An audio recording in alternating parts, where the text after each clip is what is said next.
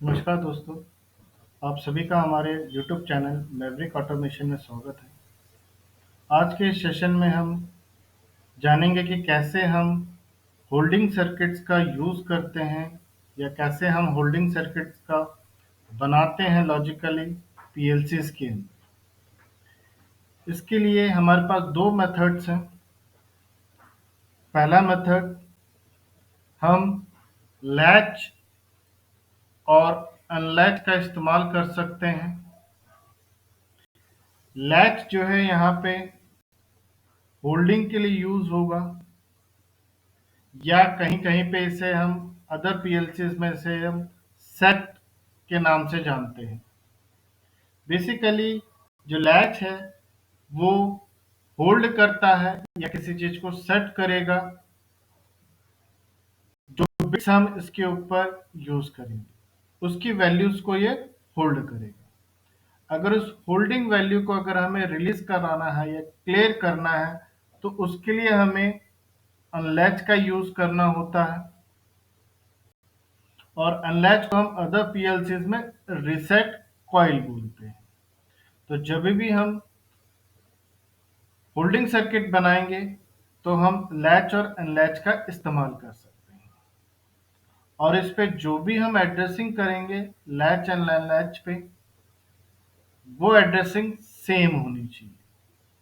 जो हमने होल्ड किया है उसी एड्रेसिंग को हमें रिलीज कराना होता है। जैसे कि अगर हम एक इनपुट लेते हैं, इसके थ्रू मुझे कुछ आउटपुट को एक्टिव रखना है, तो हम एक आउटपुट का एड्रेस यूज करते हैं। अब इस फंक्शन में क्या होगा, जब तक हम इस स्विच को ऑपरेट करेंगे आउटपुट ऑपरेट होगा। अगर हम स्विच को रिलीज भी करा देते हैं, दैट मीन्स ऑफ भी कर देते हैं, लैचिंग की वजह से हमारा आउटपुट कंटिन्यूअसली ऑन रहेगा। अब अगर हमें इस आउटपुट को ऑफ करना है तो उसके लिए हमें अनलैच का इस्तेमाल करना होगा, और अनलैच के लिए हमें दूसरा इनपुट का इस्तेमाल करना होगा, डिफरेंट इनपुट का। लेट्स सपोज I कॉलन 0.0/4, और जो हमने लैच किया है वही एड्रेसिंग हमें अनलैच के ऊपर इस्तेमाल करनी है। तो इसे टेस्ट करके देखते हैं एक बार।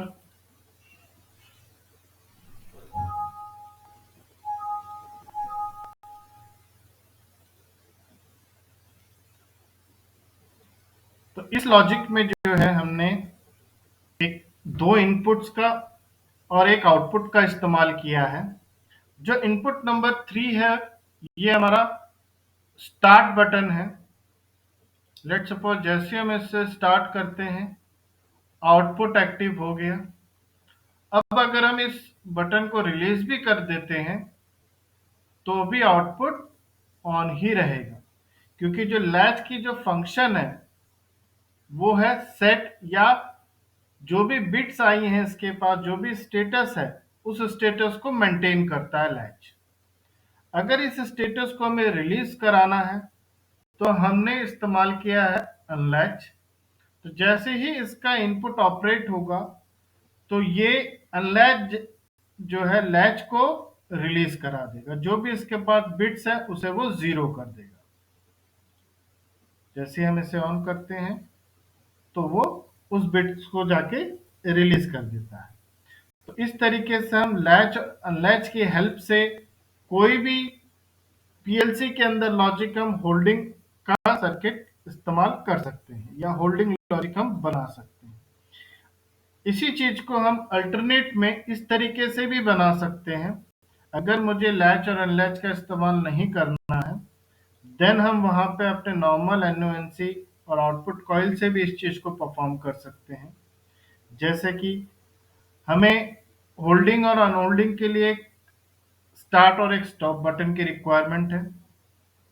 तो फर्स्ट हम स्टॉप बटन से स्टार्ट करते हैं। तो स्टॉप बटन के लिए हमने एनसी का इस्तेमाल कर लिया। और हमने स्टार्ट बटन के लिए एक NO का इस्तेमाल कर लिया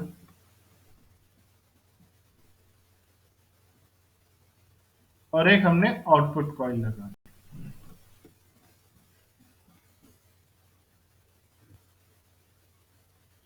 अब अगर हम इस स्विच को ऑपरेट करेंगे, आउटपुट ऑपरेट हो जाएगा, लेकिन जैसे ही हम इस स्विच को ऑफ करते हैं तो सीरीज होने की वजह से ये आउटपुट हमें ऑफ मिलेगा। लेकिन हमें चाहिए कि अगर हम इस स्विच को रिलीज भी कर देते हैं तो भी हमारा आउटपुट जो है वो एक्टिव रहे, तो उसके लिए हमें यहाँ से एक बाईपास क्रिएट करना पड़ेगा। दैट मीन्स एक पैरेलल लाइन ड्रॉ करनी होगी और इस पैरेलल लाइन पे हम क्या करेंगे, एक NO लेंगे और इस आउटपुट का एड्रेस हम यहाँ इस्तेमाल करेंगे। तो जनरली अगर हम एनसी को यहाँ से डिलीट कर देते हैं फॉर एग्जांपल, तो ये एक हमारा और गेट हो गया। तो जैसे और गेट की ट्रुथ टेबल होती है कि अगर 0 0 है तो 0 ही रहेगा आउटपुट, अगर दोनों में से कोई भी अगर इनपुट ऑपरेट होगा तो आउटपुट हमें ऑपरेट मिलेगा। अब अगर हम इस स्विच को रिलीज भी कर देते हैं तो भी हमें आउटपुट एक्टिव मिलेगा। तो भी हम एक एनसी वापस से इस्तेमाल कर लेते हैं यहाँ पे और इसको वेरीफाई करते हैं।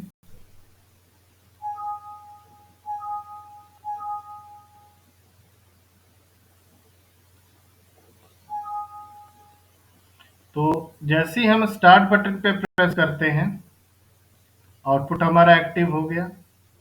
अगर हम इस स्टार्ट बटन को रिलीज भी करा देते हैं तो भी हमारा आउटपुट एक्टिव ही रहेगा, क्योंकि इस आउटपुट को हम पावर पैरेलल पाथ से प्रोवाइड करा रहे हैं। अब पूरे सर्किट को अगर मुझे कट ऑफ करना है तो हम इस स्टॉप बटन को प्रेस करेंगे, जिसकी वजह से जो मेन पावर है उसका पाथ कट गया और हमारे पूरे टोटल सर्किट की पावर कट ऑफ हो गई। तो इस तरीके से भी हम अपना होल्डिंग और अनहोल्डिंग सर्किट या लैच और अनलैच सर्किट को परफॉर्म कर सकते हैं। तो अभी हमने दो मेथड्स चेक किए, एक नॉर्मल है और एक लैच और अनलैच कॉइल की हेल्प से। लैच और अनलैच पे सेम एड्रेसिंग होगी और लेकिन दोनों का इनपुट जो है वो डिफरेंट होगा लैच और अनलैच का। जैसे कि एक पे हमने फिफ्थ इनपुट का इस्तेमाल किया और एक पे हम सिक्स्थ इनपुट का इस्तेमाल कर लेते हैं। तो मैं दोनों सर्किट्स का कॉम्बिनेशन एक बार आपको शो करता हूँ।